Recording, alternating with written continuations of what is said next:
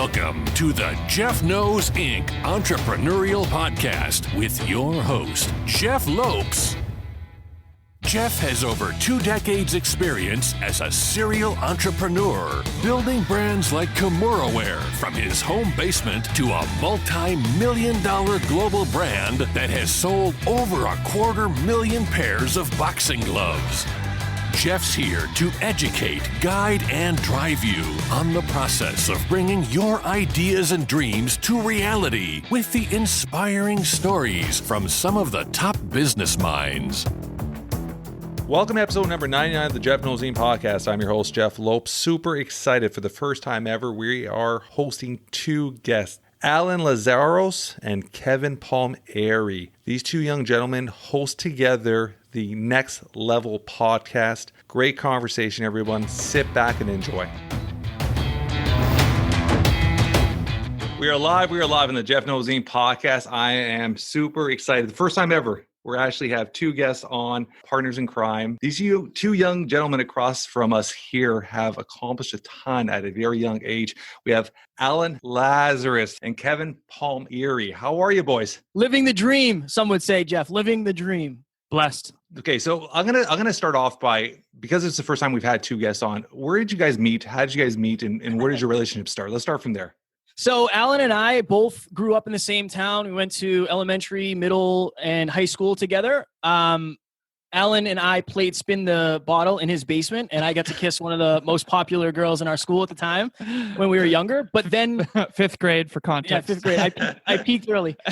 But I think the interesting thing, and Alan can speak to this as well, is we were friends early on in life, but as we became who we are, we didn't really like each other that much. Alan tended to be a little bit more arrogant, and I was super, super insecure. So Alan was a mirror that I wasn't ready to look at. And it's interesting, and the beautiful thing about Alan and I is I've learned so much about him as a human that I know what I saw wasn't necessarily what was real. So that's really helped me understand Alan at a deeper level. So yeah, we went from really good friends to not liking each other to now being best friends and business partners trying to change the world. And I'll let Alan give his perspective. Yeah, so it's interesting. We have something called the Drive to 5, where we think that everyone's on the spectrum from 0 to 10, and 5 is being centered. The 10s, think they're great, but they're sometimes a big fish in a small pond. They tend to be overly confident and sometimes arrogant. On the 0s, they have self-doubt. They struggle with self-doubt. So the best way to explain this is the 10s don't believe they need a mentor. The 0s don't believe they deserve one, or they're too scared to get one. So we call it the Drive to 5. Kevin and I have been each other's mirror to really help us understand our strengths and weaknesses. And basically, I had a podcast called Conversations Change Lives. He had a podcast called the Hyperconscious Podcast.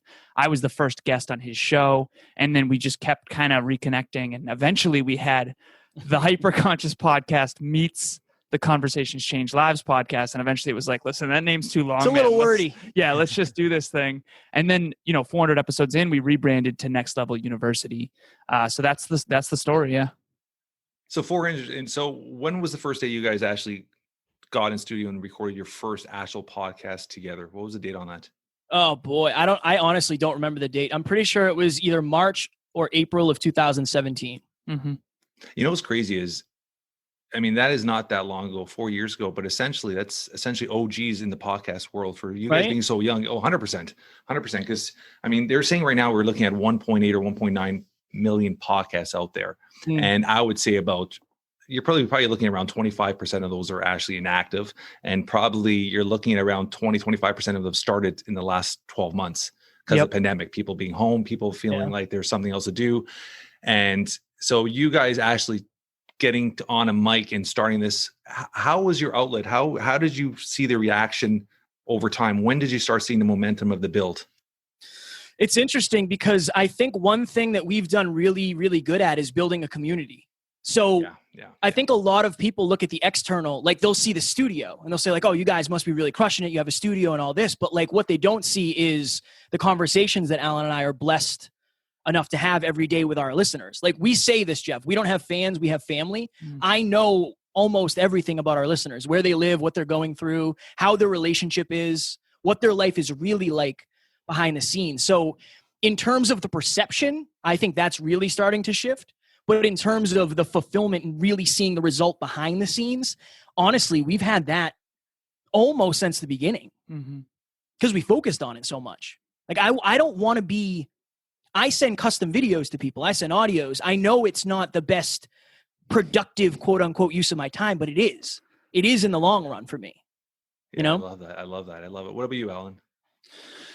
So, I think to mirror what Kevin said, from the very beginning, we were always trying to help people improve the quality of their life through becoming more successful and fulfilled. It's interesting because at the start of every journey, you have those big goals of we want to be the best podcast in the personal development space. And that's sort of where we planted our flag very early on. His hero was Joe Rogan. Mine was Tony Robbins. And we were like, what would happen if they met up? What kind of impact could they have? And that was the grand vision. But really, when it came down to the way we operated in our day-to-day life, it really had to do with helping people improve the quality of their life. That's always been our focus. It used to be the Hyperconscious podcast, change the way you think, change the way you act, change the way you live. And so having really deep conversations about a lot of things that people don't commonly talk about, like we're not going to talk about the weather, we're not going to talk about sports, like we're going to talk about how to improve the quality of your life, like what makes the difference in people's lives. And again, to mirror what Kevin said, now we're starting to see that consistency flip really start to pay off. We put in a lot of the hard yards early on, and now things are really starting to proliferate, especially with listens and impact and profitability. But for a long time there, it was really people helping people and creating that community. And one of the things that got us through the hard times, and I'll just share this briefly. So I had an electrical and computer engineering degree, bachelor's. I had a master's degree in business. I went into corporate. I was a 1% earner by age 24, making almost $200,000 a year. And that all sounds great. But I eventually in the podcast game, I was landscaping on the side for $100 for 4 hours in the hot sun for my friend's mom, while Kevin and I were bootstrapping in debt just to get to where we are now, because I just refused to go back to corporate. I got offered a job for $250,000 to be the VP of sales for $1 billion tech company that one of my main mentors was the CEO of at the time. And I had to turn down $250,000 to literally landscape on the side for $100. Like that's the level of commitment we had from the get. And I think that later in our journey, almost 600 episodes in, people are going to see the success, but they're not going to see how many dark times we had where we couldn't pay for anything. We were just bootstrapping. We were in credit card debt. And I think that we want to be the ones who, two kids from a small town grew up without fathers. Like statistically, there's no reason him and I should be successful, genuinely. And I could go deeper into that stuff. But at the end of the day, he has never quit tattooed on his arm. And I had big ass vision, man. Big vision. And you combine those two and it's just amazing. I think it's one word that I think that some people overuse but is very powerful and could be utilized in the right direction is belief. You guys both believed in yourselves probably when others might have not, but that's the strongest thing I think is building that self-belief. And I think a lot of the younger generation don't have that self-belief. It's almost a fake mirrored image. And that's what the whole image of social media, because everybody's striving to be that guy with that, taking a picture with that Ferrari, or trying to be that fake image, and they're never being authentic with themselves. And when you learn how to believe, and that's something I tried to instill in my children from a very young age. And I've told this, and I have it on my post on social media even from years ago, where with my son, I knew from a young age, I had to make him understand and believe in himself. And everything had to be that center where you could achieve it. Little things for him, like hopping on 1 foot, took 3 months to build every single day just to be able to get his 1 foot off the ground. So having that understanding of belief, and I actually got these 2 custom plaques made, and I put them up over my children's doors, both of them. And it says, believe in yourselves. And I used to actually make them say it. And they still do to this day, how many years later. Every single night before they go to bed, they would stop. They would have to look at it and say, I believe in myself. 5 times they would say it to themselves. And I would force them to do it every single day. And it's just that thing as a parent. You guys both said you didn't grow up with dads. And as a father, I feel like it's my duty to instill that belief in my kids. And there's certain other things, breaking that fear. Like I think fear is something that we're not born with. I think is something that we instill as young children. And I think a lot of that fear comes from our parents saying, hey, don't touch the stove, you're going to burn yourself. Don't run down the stairs, you're going to fall. So these little things, it was somehow impacted in both you guys, whether you guys got indirectly through mentoring, indirectly through somebody, but obviously you guys had belief in yourselves and you guys didn't have fear and you knew the long-term what would happen. So I love that you said that. It's pretty impactful. So Jeff, I got my belief from Alan. I didn't have belief. Genuine. So Alan was very successful in corporate America. I was and again, I mean nothing against any of these jobs, but I was the gas station attendant who didn't go to college. Yeah. I literally cleaned toilets in a hospital, cleaned blood off of beds, personal trainer, truck driver, construction, fire academy. Like, I was suicidal and I left my job, and Alan was there for me, and him and I, that's when we really were like, look, we're going to do this. How many years ago was this when you guys were 2017. So it was exactly right before you guys started the podcast together. Yeah. Yeah, he was a construction foreman traveling all up and down the East Coast, basically doing weatherization for buildings and really doing whatever he had to do to make money. I made six figures at 26 without a college degree, but I traded in. Yeah. I was on the road for 10 months out of the year, hotel to hotel, and it was not fulfilling. There was no benefits. I was risking my life sometimes, and it was just like, this isn't the life I want to live. If we could sum it up quickly, he's been unbelievably resilient. In other words, like, the dude can just go through massive discomfort and pain. Like, that's why he's also so in shape, but like, didn't necessarily have the belief. So he tolerated a lot of what he could get rather than what he could create. I was just very, very, very visionary, but I don't think I worked as much on my character as I should have or could have. Steve Jobs is a hero of mine since I was 14. And it's just, when you combine vision with that level of resilience and work ethic and his ability to grind, it's a powerful combination. And I think that a lot of partnerships in the world have those two, one's more visionary, one's more practical. And as long as you can find a way to, again, drive to 5 and work in perfect harmony, you can really do something amazing with a partner. And I'm sure you've had many business partners in the past that have helped you stay. It was funny you're saying that, because I've had 2 companies in the past, and I appreciate and I respect your connection as partners, because I've had experiences with partners and they've never worked out. And it's been a drive where I'm go. I've always been like that. I've always been the first I had to get it. When I was 16, I got my tattoo. At my 16th birthday, I told my friends, I'm going to get my tattoo. And back then it was called a 365. So you do a written test, and then you're allowed to do your driver's license right after. So within a week, I got a tattoo, got my written test, took my car, got my license, and bought my first car at 16. It was an IROC 1986 used up Camaro. And that was my mindset. I've always been the first. I have to do everything. I'm never kind of waiting for it. But so when I started businesses with partners, it was always a situation where I would be hustle, let's go. And then I would turn around and they're like, it couldn't mesh. And there's nothing wrong with these people. Both businesses, we've parted ways, and I'm still really close friends with these guys on a personal level. But when it comes to business, I've never had that, or I never connected with that right person where it just locked in like you guys do. And I think it's a very special thing, because it is a marriage, right? It is a marriage. For sure. I'm going to throw this out at you guys. And I don't know if anybody's ever done this to you guys. I'm going to start off with Alan, because I know Kevin will jump on this quickly. Alan, in a few words, describe what Kevin means to you. He helped me become a better man. Kevin? Alan helped me believe in myself and believe that I actually can be successful. So you guys, when did you guys start your coaching business together? Together, it was last year, really, together. Just coaching for free count. We went through that, right? I mean, that's yeah. Well, then 12. In our space, you guys have to understand, and I think you guys probably appreciate this, understand this, that once you get into this service or this industry, you have to understand that 99% of the way we help people is going to be for free. I mean, that's just the way it is. That 1%, you'll probably end up getting paid, but you have to have that mindset. You're serving like you guys did. And eventually it'll all come back. Like I said, I spent 3 years with entrepreneurs, and now I'm actually starting to slowly on my page post their testimonials. And some of them are like, yeah, we're hitting our second 7-figure company, and Jeff started us from ground zero. I never charged a penny. I was on the phone sometimes at 7, 8, 9 at night for hours with them, helping them grow their business. And it was just because I like helping people. And sometimes that's my biggest default, because even last Thursday, I had 4 hours back to back coaching. And it was just so, you know, it is when you're doing one-on-one coaching, you get it's mentally draining. Oh yeah. And I got home that day and I was looking at my wife, like, I'm just drained. Like did a podcast. I got 2 companies. I dealt with my staff from both companies, did all this stuff. And then I did 4 hours before the end of the day, back to back of coaching. I didn't get paid for one of those hours. It was just people I met on Instagram or Facebook or whatever. And they're like, oh, can you help me? I'm like, yeah, let's go.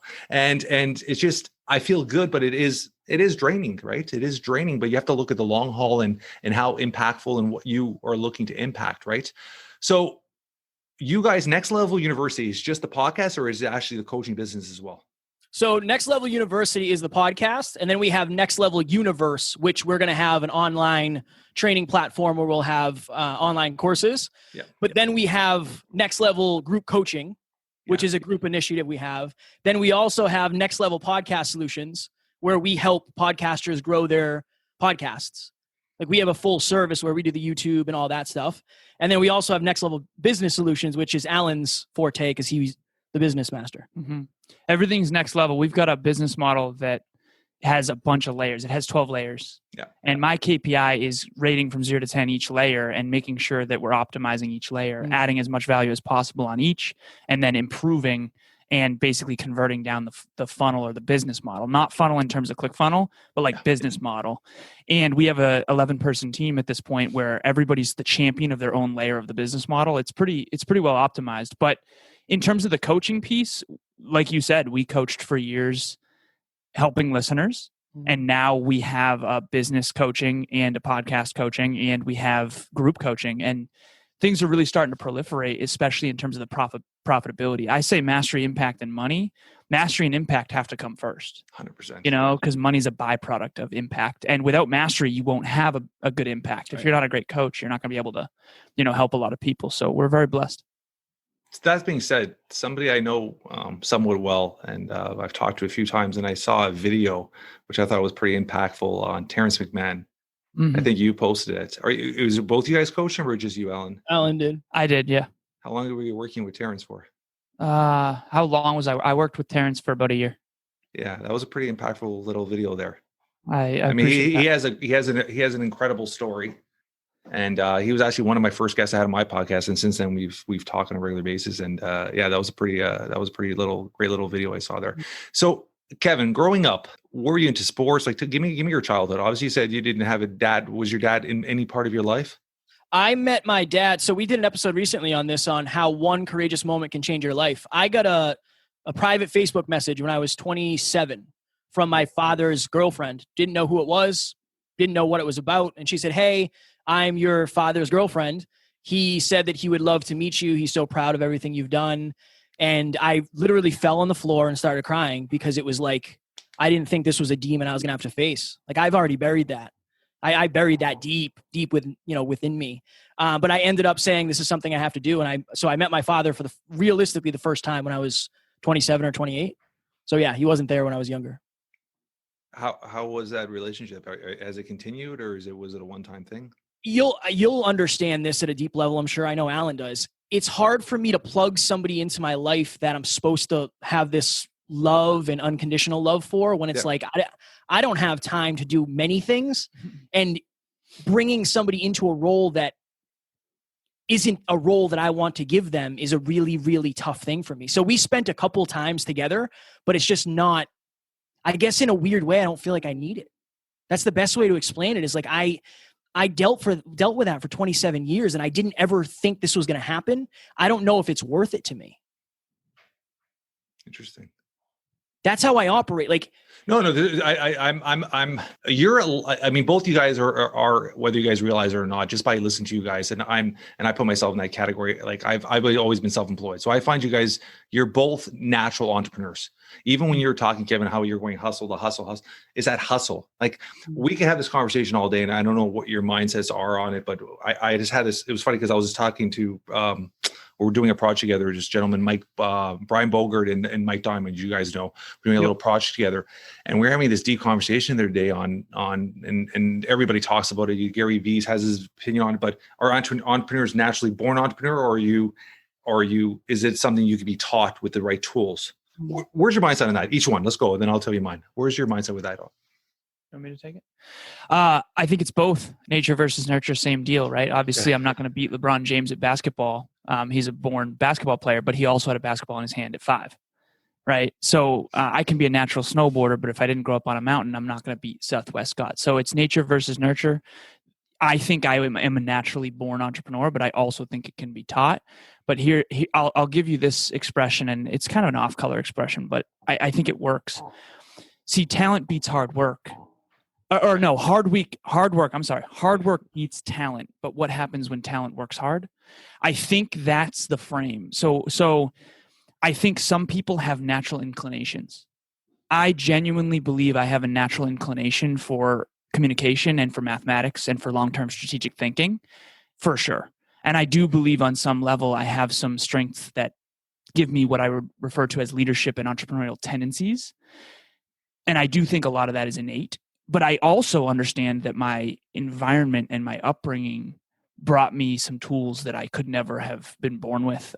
In particular, and this is the last thing I'll say about this, is I think we believe that adversity is a bad thing unless we're very, very enlightened. And here's what I would say. So I grew up in an environment so my father passed away when I was 2. And so to articulate to you that I grew up in adversity is an understatement in many ways. And I don't want to get into any of that stuff, but what I do know is that I grew up with some pain and suffering that I did not know how to deal with. And those in my life didn't really fully understand how to deal with. Obviously we live in a world now where personal development and therapy is more common. Back then there wasn't any internet, and, we had dial-up eventually, but it wasn't that common, right? So I guess long story long here,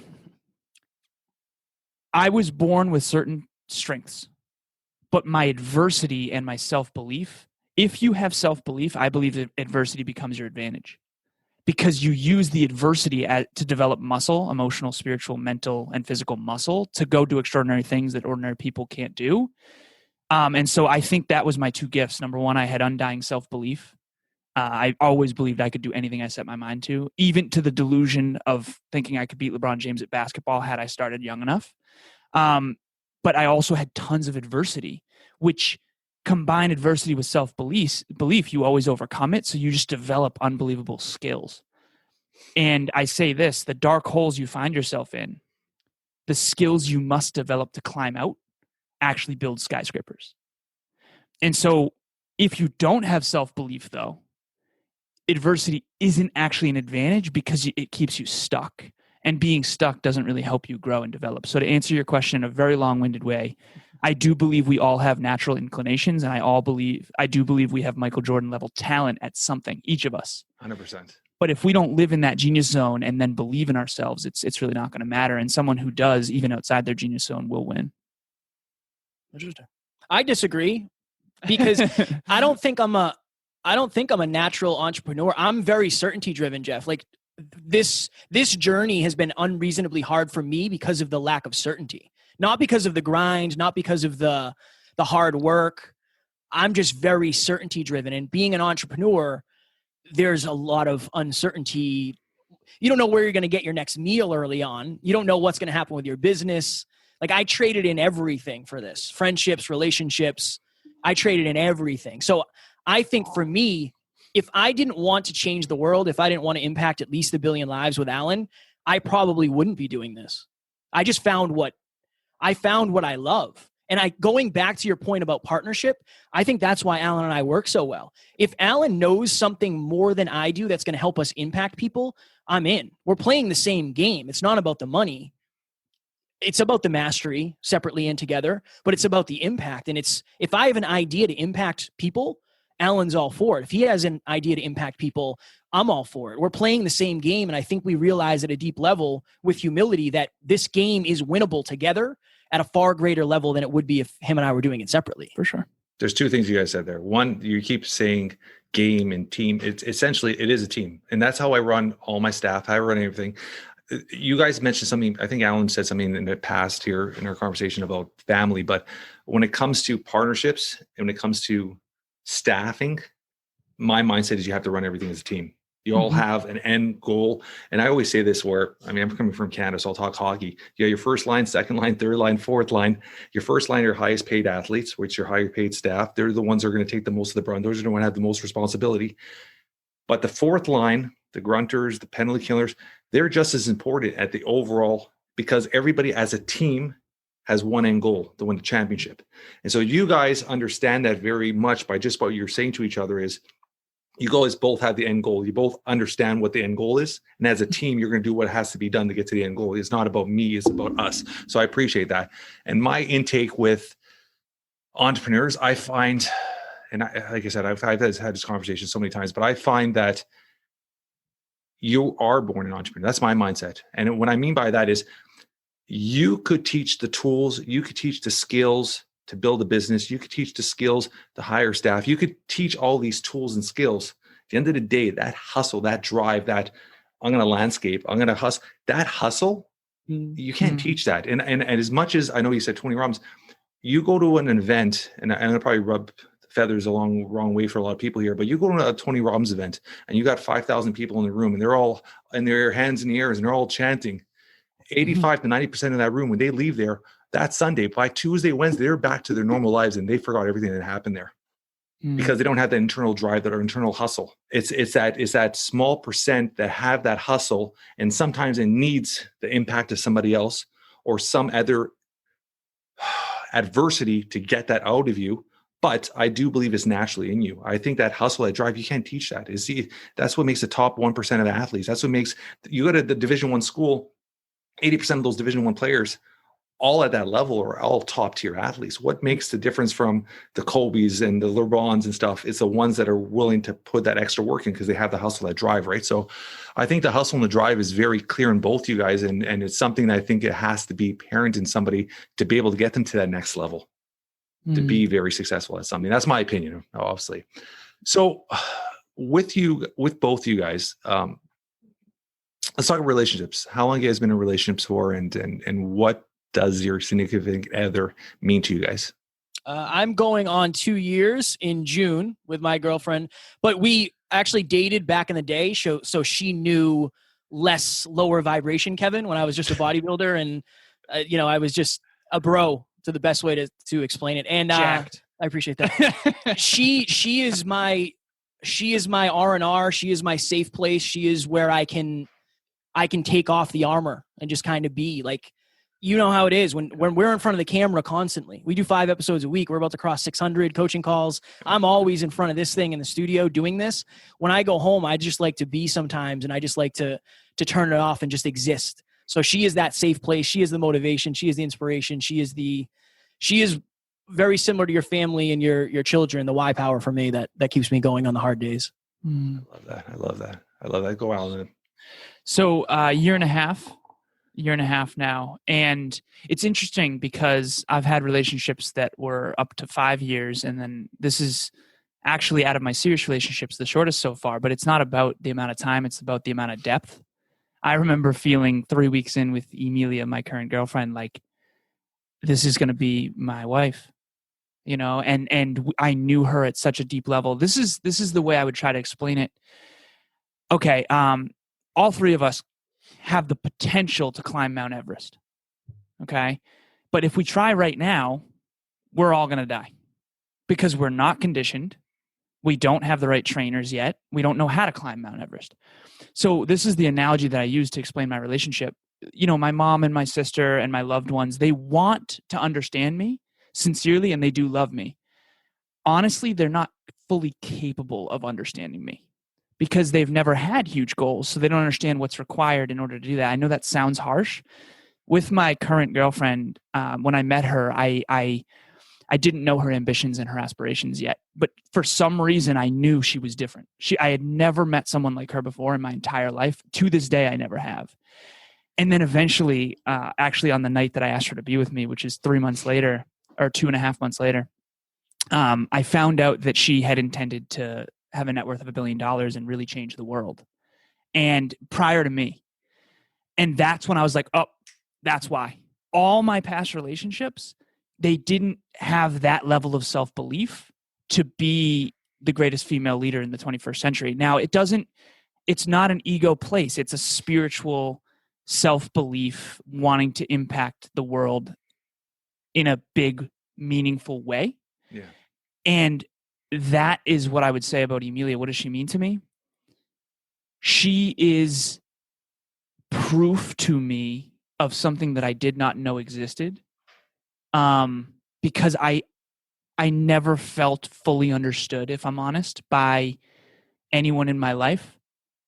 Kevin was by far the closest to understanding me. Emilia doesn't just understand me, she is me. And it's like, it's unbelievable. So if you're out there right now listening, before I get too esoteric, I think you're gone there already. I know, right? People have told me my whole life, when you know, you'll know. Yeah. It's like, you'll know when you know. Absolutely true.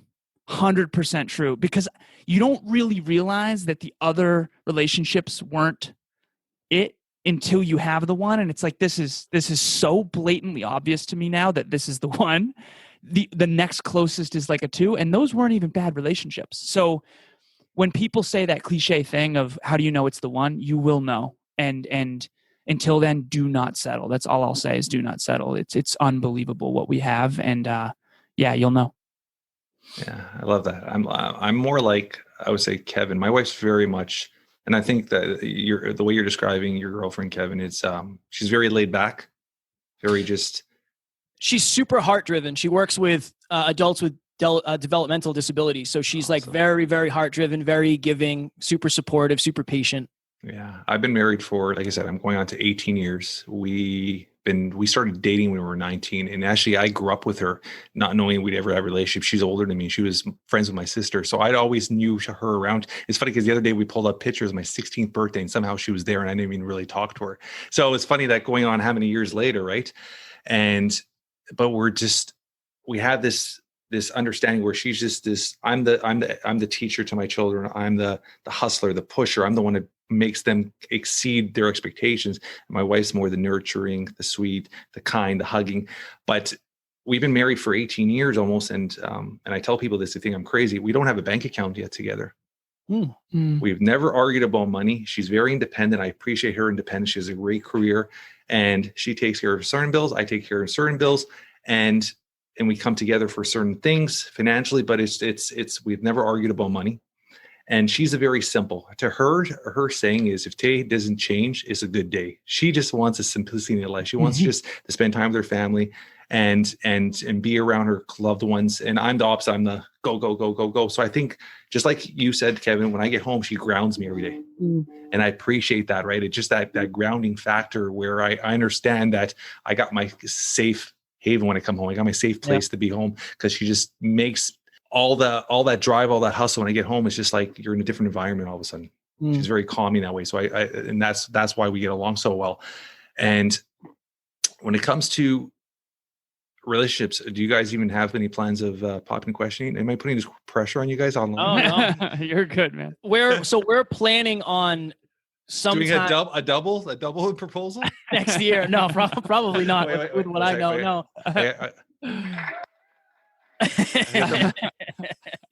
Probably next year for me. That's the plan. Married next year and then kids within the next 2 or 3 is the plan. Yeah. I always say this, and this is one thing we did with, I'm here giving you guys advice, but when we got married, we said we're going to stay married for a year. And then we are going to buy a living thing to see if we could take care of something for a year. So we got our dog for a year, and then we had our first child. So it was in sequence, right? Because you know what? It's do you guys live with your girlfriends or? Yes. You do? Okay. So you guys are different than us. So I came from my wife's old school European where she ain't living with me till she got married, right? So It was a little different. So we had to get married. So bodybuilding. Let's talk about that, Kevin. And I know you guys are into fitness. Interesting show. Yeah, I like this. Let's go. There's just go with the flow. Bodybuilding. Where has that been in your life? How when did you actually start lifting iron? Because that was a big part of me. If you go to my post, I did 3 competitions from 18. You wouldn't tell now, but I'm still kind of fit. I work out every day. But from 18 to 21, I did 3 competitions. I was really into that world. Cool, man. What was what age did you get into that bodybuilding and how impactful? And did you actually step on stage or was it just for yourself? So I did one show. Alan's actually done more shows than I have, but I've certainly lost more shows than he has. yeah, Alan did physique and I did bodybuilding. So I was in very little trunks. I literally started working out when I was 15. So I've been working out for 16 years now, fairly consistently. Yeah. I've done jujitsu, I've done Muay Thai, I've done wrestling, I've done boxing. Like I wanted to fight for a living at one point. That was my goal back in the day. I left that out. I got equipment for you. I got a place that has equipment if you ever need it. I've heard. We'll have to link up. For me, I absolutely hated bodybuilding. I love working out. I love exercising. I love being strong. I love looking lean. I love all that. Stepping on stage took something from me I don't know that I'll ever get back, just in terms of my all or nothing mentality.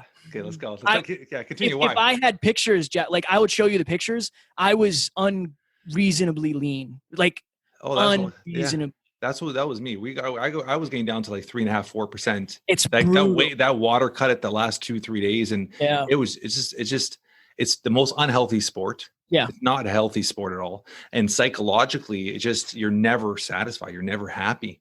And I was traveling. I literally used my chicken. So I was driving a van from New Jersey to Massachusetts. It was in the passenger seat. I used my chicken as a spoon to eat my rice because I didn't have any silverware in the cold. I ate eggs. Yeah. I ate egg whites. Yeah. Chicken and rice, protein powder, and a salad every day for 3 months. I exercised 6 times a week and did cardio 6 times a week, all while traveling, working a full-time job, being up for 24 hours quite frequently. It just was so unhealthy. His job was on his feet too. Yeah, That's yeah. the thing. In attics, in 120-degree weather, it was brutal. It's brutal. My relationship tanked because of it. My sex drive tanked. My testosterone tanked. I definitely had addiction to food after, for sure. Yeah. For sure. Because your levels are so low, you just eat until you're throwing up. It was brutal.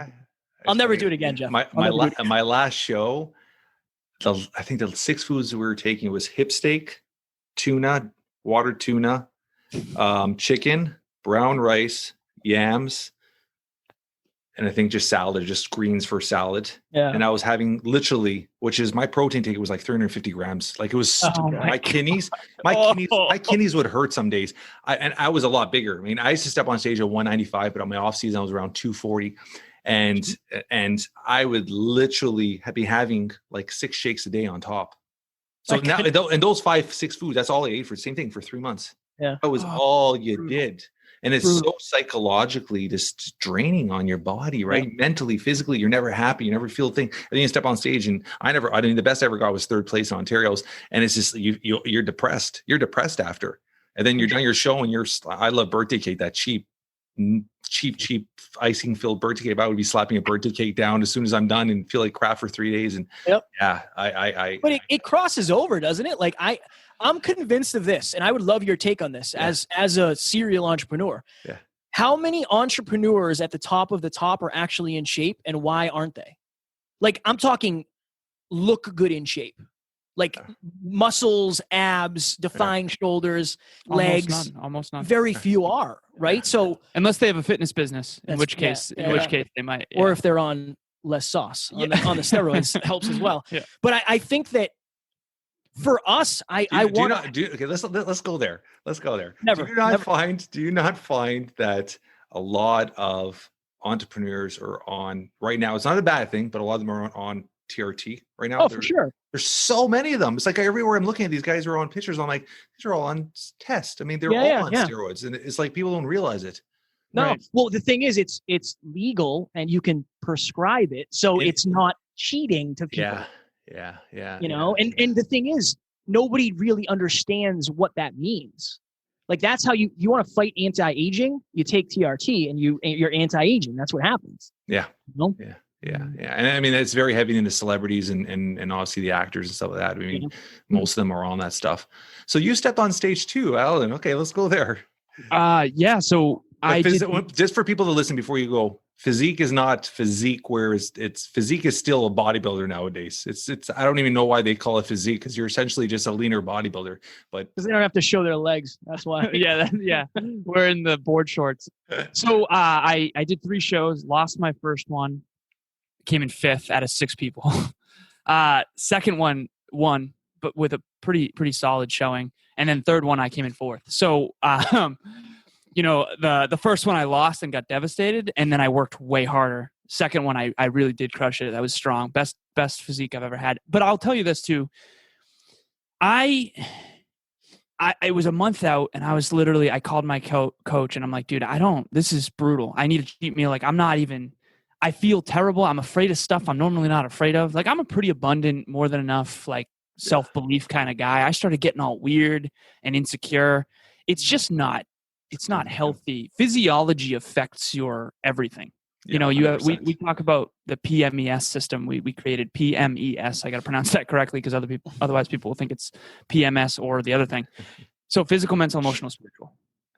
Those are the 4 facets of the human condition, and physical is 1/4 of the equation, and they affect your emotional, your mental, and your spiritual. And so I would say my bodybuilding experience, to answer your original question, I would say it helped me learn the tools that I needed to really flourish in my life. Like, now it's not that, I want to say it's not hard, because it's hard. I had a killer workout with my girlfriend last night, but like, I came up with a simple formula that anyone can use. I used to call it Naturally Fit for Life, and it's so simple. And this is the whole game, in my opinion. Sleep, hydration, nutrition, training, and mobility. Okay, sleep, 8 hours a night. For some people 7, some people 9, depends on who you are and what level you compete at. But 8 hours a night. Okay, hydration, multiply your body weight by 0.6. Drink that amount of water minimum per day, and do it across the day, not all at once. Nutrition, how many calories are you eating a day versus how many you're burning? Are you in a surplus or a deficit? And then what's your macronutrient breakdown? I think 20% protein, 25% fat, and then 55% carbs. Training, weight training, got to do weights. Weights are cardio. Yeah. Okay. Weights, get your cardiovascular system running. You can do higher rep ranges if you want. Right now I'm doing 18, 15, 12, 8 and 5. So that's my current going on. And then the last one is mobility. And this is my weakest leg. Mobility is foam rolling, stretching, pliability. And if you do those 5 things, you are going to be unreasonably in shape if you can do them consistently. All 3 of us could go to the gym right now for 7 hours straight, get an amazing workout. It would be horrible, brutal. We're not going to get that much better. But if we did a half an hour workout every day, once a day, or a 40-minute workout 5 times a week for the next 4, 5, 6 months, we would be way better off. And so it's an apple a day, not 7 apples on Sunday. And that's what bodybuilding taught me. It taught me how to go extreme so that now my walking pace is better than my all-out sprint used to be. Yeah, I love that. And I love how you said that. There's a few things you said that they're impactful in a way where a lot of people don't understand weight loss or weight gain or weight maintenance. And the way I would describe it always, and that's my, I don't know if I told you guys, but that's my, in college, I took fitness leadership. I graduated. So that's my thing is fitness. And it's the simplest way I would describe it is you got a house, front door, back door. More calories coming in the front door, less out the back door, you gain weight. Right. More out the back door, less you would lose weight. It's just simple front and back door. That's what do you get to look at your body when you're putting in calories and how many you're burning. And to me, I'm at the age where now I'm 44. My workout partner is my 12-year-old son. And you'll put our videos, like we literally lift weights 5 days a week together. I don't go, my dumbbells are no more than 25 pounds and I don't need that. And I focus more now on my age on mobility, on stretching, on core. We do a lot of planks. We do a lot of walls. It's more just building the stabilizers. And we love running. We love jogging. Now we kind of adapted to our like 2 or 3 times a week. So it's all about the mobility. And as you get older, you need that. Mm-hmm. Trust me, you need that. You guys are young still. My body, man. If I don't do my mobility 3-4 times a week, my body starts aching everywhere. Like you feel better just by stretching, just by focusing on the little tendons in the core areas and stuff like that. So I appreciate that. So I never have no set questions. Only one set question I have near the end. I'm going to ask both you guys to answer it separately. I'll start with Kevin this time. If something were to happen to you today, in a few words, how would you want to be described or remembered by your loved ones? My goodness. I would want people that love me to say that he cared about people He always impacted people in a positive way. He was relatable. And I think the biggest thing for me would be he was real.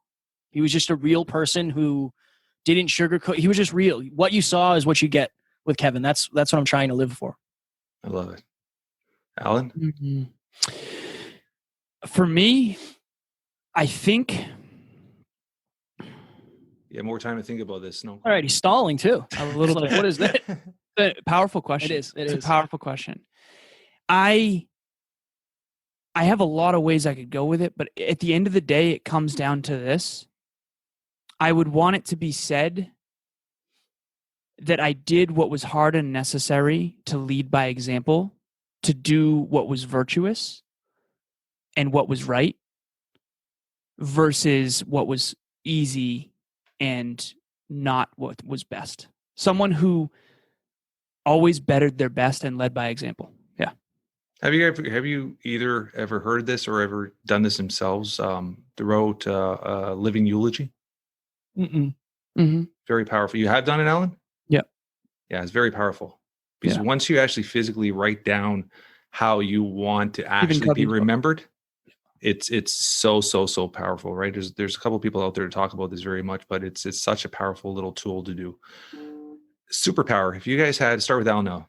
Last question. If you had a superpower, what would it be? To pause time. When I'm with Emilia, I'm telling you, we're in flow. Time slips away. Einstein's in the background of your thing, right? And he came up with the theory of relativity.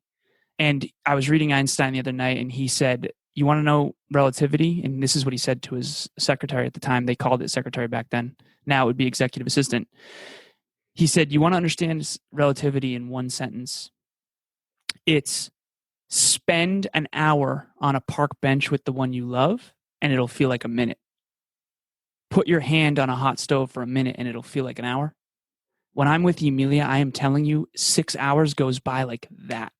And I always tell her I wish I could pause time. Mine's going to sound pretty selfish. After that, I just want to have Hulk-like strength. You know what I mean? Like, the Incredible Hulk always moved me. He could just do anything and nothing could hurt him. So I'm going to go the other way with that, Jeff. I love it. Oh, that is awesome. God, you're saying something there, and I wasn't even going to go there with this, but in the last few years, Alan, I have really focused on time as a currency. Mm-hmm. And I've really learned in my 40s to appreciate time so much more. And I think a lot of people, they might go their whole life and not realize time as a currency. When you're young, it's abundance. Like you said, time is nothing. You just go with the flow, right? And a few years ago, I'm fortunate enough to have my parents still with me, and I have an amazing family. And a few years ago, my dad would call me up, say, Jeff, I need help with this. And I'd be like, yeah, no problem, Dad. It was on a Tuesday. I'll see you Saturday. Now I live with zero regrets. Every single day I live with zero regrets. My dad were to call me or text me right now, as soon as I'm done this podcast, boom, I'm down there. I never want to put myself in a situation where I'm driving home and I get that call that something happened to my dad and I didn't go see him when he called for me. So I live with zero regrets, and I understand the importance of time. When my kids say, Dad, I want to go for, if you see my storylines, I literally doing whatever my kids ask to do, I do. If they want to go for a bike ride, boom, let's go for a bike ride. You want to go play catch, let's go play catch. Whatever they want to do, because I call it the yes factor. Whatever they want to do that it involves just time, not financially buying something, but it's time, building memories, filling the memory bank with me, that one day I'm not here, you'll be able to have filled. I say yes to. I appreciate how important time is, and I really have an understanding of how quickly time goes by. So I think, and that's something where it took me into my 40s to realize that. But I mean, I'm hoping you guys gasp it very early, because it's so powerful once you actually truly understand it, right? It just puts a different perspective, and it also puts a perspective on people in your life. How many people in your life shouldn't be there? How many people in your life are wasting your time? And that might go back to your whole thing with your dad, Kevin. It's just, it is not, how much time do you have in a day to surround yourself with your goals and the goals and the people around you that you love, right? So you only have 24 hours. How do you want to spend it, right? So right. I think time is such an important thing. So I love what you said there, Alan, as well. Anything you guys want to finish off with, boys? Yeah, you talked a lot about Alan's answer. What do you think about Hulk-like strength? Do you want to expand on that at all? I don't even want to show you, man. I got Superman behind me. See Superman? Oh, okay, there it is. I got superheroes all over this office here. So it's either memorabilia or superheroes. So I'm just teasing. I love the whole superhero thing, man. I mean, you could probably make a living off Instagram if you have superheroes Hulk power. Just make videos all day. There's a lot of people doing it. Anything we want to add? Just thank you. This was a great conversation. This was really good. One book I would recommend is On the Shortness of Life by Lucius Seneca. Okay.